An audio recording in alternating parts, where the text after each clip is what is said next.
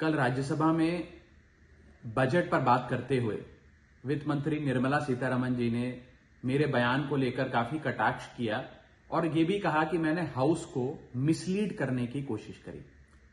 मैंने जब उनके सवालों पर जवाब देने के लिए अनुमति मांगी तो मुझे इजाजत नहीं दी गई।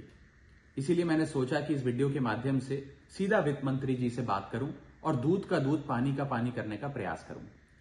सबसे पहले तो मैंने अपने दिए गए भाषण में जो यूनियन बजट 2025-26 पर मैंने बात रखी, उसमें कई मुद्दे उठाए थे, जैसे कि रेल यात्रियों से जुड़े संबंधी समस्याएं, जैसे कि मिडिल क्लास के फाइनेंशियल चैलेंजेस, जैसे कि डोनाल्ड ट्रंप एडमिनिस्ट्रेशन द्वारा लगाए जा रहे ड्यूटीज एंड टैरिफ्स और गिरते हुए रुपए की बात रखी। इन विषयों पर वित्त मंत्री जी ने कोई जवाब नहीं दिया, लेकिन हां, मेरे द्वारा समझाए गए इनकम टैक्स रिबेट के एक उदाहरण को लेकर उन्होंने कई सारे बयान दे डाले।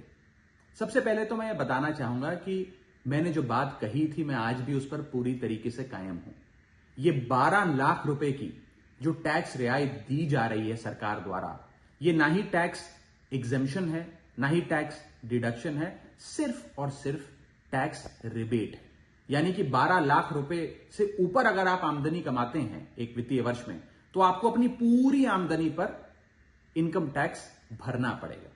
मेरे इस कॉन्सेप्ट को समझाने के लिए दिए गए उदाहरण को वित्त मंत्री जी ने टेक्निकली उसे उलझाने का प्रयास किया, उसमें मार्जिनल टैक्स रिलीफ का कॉन्सेप्ट जोड़कर यह सिद्ध करने की कोशिश करी कि मेरा उदाहरण गलत था।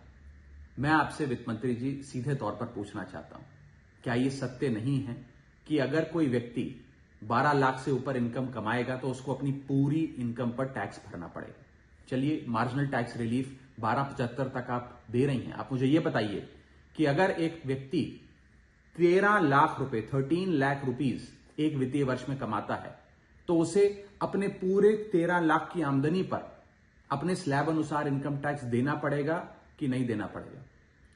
या 13 लाख माइनस 12 लाख की टैक्स रिबेट 1 लाख पर देना पड़ेगा? सही जवाब है कि उसे पूरे 13 के 13 पर इनकम टैक्स भरना पड़ेगा। मान लीजिए कोई शख्स 12,76,000 रुपए कमाता है साल का, तो उसे पूरे 12,76,000 पे इनकम टैक्स भरना पड़ेगा, ना कि मात्र 76,000 रुपए जो उसने 12 लाख रुपए के ऊपर कमाया। ये टैक्स रिबेट का कॉन्सेप्ट समझाने के लिए मैंने एक उदाहरण दिया था और मैं आज भी उस पर कायम हूं कि 12 लाख रुपए से यदि 1 रुपया भी आप फालतू कमाते हैं तो आपको अपनी पूरी इनकम पर इनकम टैक्स देना पड़ेगा। उसको मेरे उस बयान को लेकर वित्त मंत्री जी ने मुझ पर काफी व्यक्तिगत हमले भी किए, मेरे बारे में व्यक्तिगत टिप्पणियां करी। मैं बस इतना ही कहना चाहता हूं कि मेरे मन में माननीय वित्त मंत्री जी के लिए बहुत आदर और सत्कार है। वो अनुभव में, ओहदे में, उम्र में मुझसे बहुत बड़ी हैं।